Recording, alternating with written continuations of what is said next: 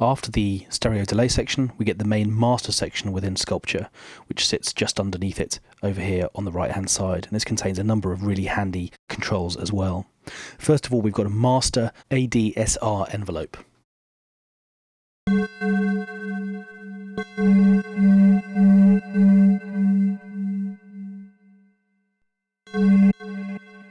just going to adjust the delay settings so we can hear that more clearly.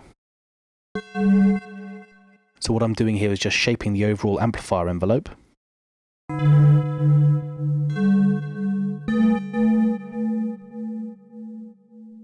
there we go.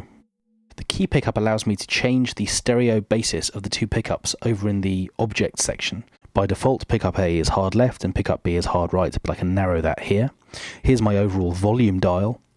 And next to those on the right hand side, I've got a series of level limiter options, which will make sure that my levels never get too unruly and kept in check. And there are 4 separate options here to make sure that your signal is limited in the way that you would want it to be. Underneath that, we've got a body EQ section, and what this allows me to do is to change the EQ of my sound. I've got 3 separate controls for low, mid and high.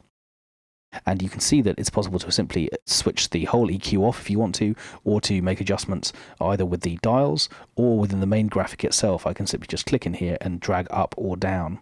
And in the mid-range, I've got a chance to alter the mid-range frequency. You can see the slider above is changing, and so is the graphic as I move both.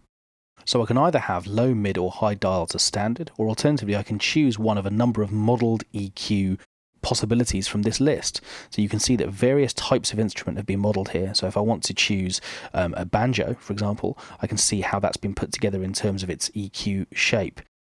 And I now have intensity, shift and stretch dials to change that EQ. So I can audition the various choices.